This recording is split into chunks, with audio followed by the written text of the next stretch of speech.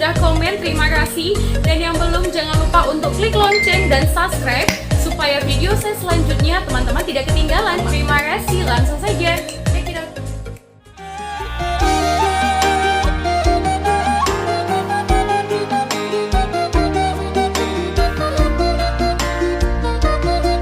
Sigurbak Ulu, pasukan Marsose momok mengerikan para pejuang gerilyawan Tanah Batak.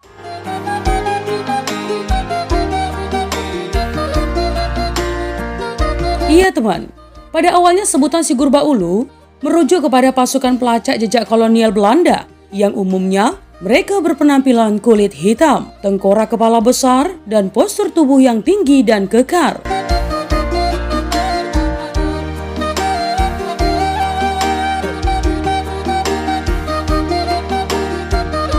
Tentu sangat kontras dengan penampilan bangsa Indonesia, bahkan para bangsa Eropa saat ini. Ya, secara harfiah dalam bahasa Batak, gurbak artinya bengkak, melepuh, ulu artinya kepala, yang artinya si kepala bengkak, sesuai tampilan orang Afrika zaman dulu yang berpenampilan botak, dengan ukuran tengkorak kepala yang lebih besar dan mencolok.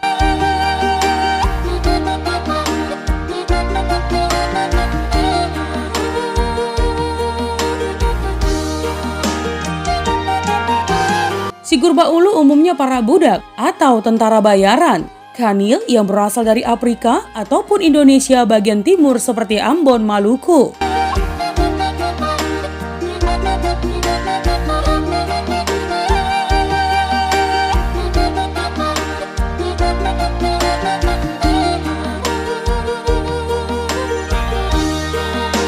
Para tentara bayaran ini sangat lihai melacak jejak para gerilya atau ekstremis-ekstremis yang bersembunyi di hutan perbukitan sebagai bentuk strategis perlawanan terhadap kolonial Belanda. Lebih lanjut teman, Sigurbak Ulu umumnya sangat ahli dalam menggunakan melee weapon seperti belati, pedang, tombak. Mereka juga pakar senjata mesiu dan para penembak jitu. Mereka juga sangat ahli memasang perangkap dan jebakan. Mereka memiliki stamina dan daya jelajah yang luas.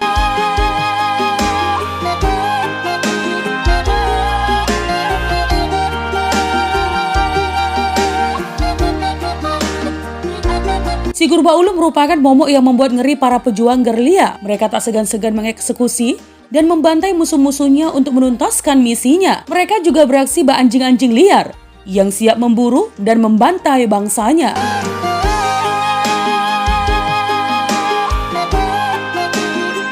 Ya, sejarah tewasnya si Singamangaraja 12 di goa persembunyiannya yang berlokasi di Sionom Hudon, Dairi, tak lepas dari campur tangan para Sigurbak Ulu suku Afrika yang langsung didatangkan bersama divisi Marsose dari Pulau Jawa.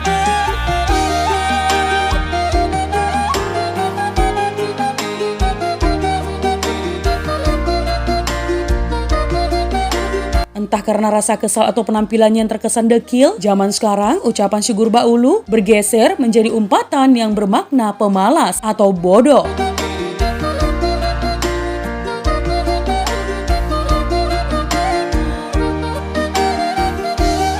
Nah teman, Marsose merupakan satuan militer bentukan Belanda yang bernaung di bawah Khanil alias tentara kerajaan Hindia Belanda. Marsose disebut mercenaries atau soldier of fortune, yang berarti tentara bayaran. Pasukan tentara bayaran ini tidak peduli siapa yang dilawan teman, apakah bangsa sendiri atau orang asing. Bagi Marsose, yang terpenting adalah mengabdi kepada siapa yang membayar mereka.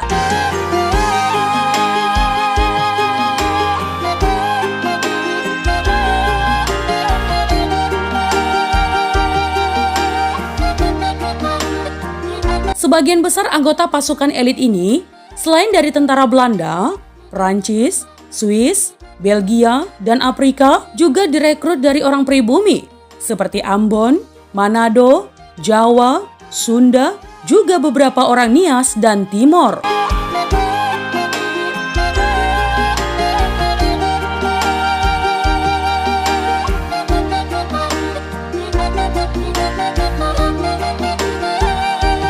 Ya, Marsose awalnya dibentuk di Belanda pada 26 Oktober 1814. Pasukan ini resmi diterjunkan di Aceh pada 20 April 1890 untuk menangani tugas kepolisian dan jika perlu membantu dalam tugas kemiliteran.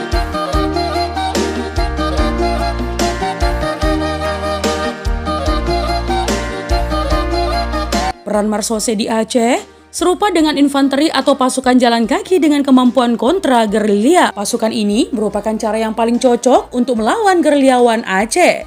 Iya, Marsose digunakan Van Dalen untuk membantu menumpas perlawanan rakyat Aceh kala itu, teman.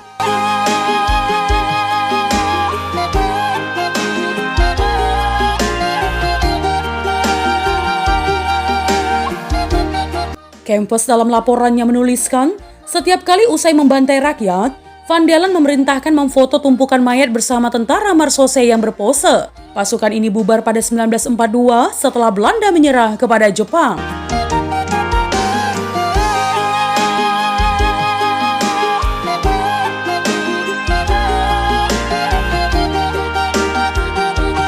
Nah teman, itu tadi adalah Sigur Baulu, pasukan Marsose momok mengerikan, para pejuang gerilyawan Tanah Batak. Jika ada kesalahan dalam penyampaian sejarah, mohon dimaafkan ya teman. Untuk kritik dan saran yang membangun, langsung saja tinggalkan di kolom komentar. Menjadi bijak, menjadi cermat itu penting. Terima kasih teman.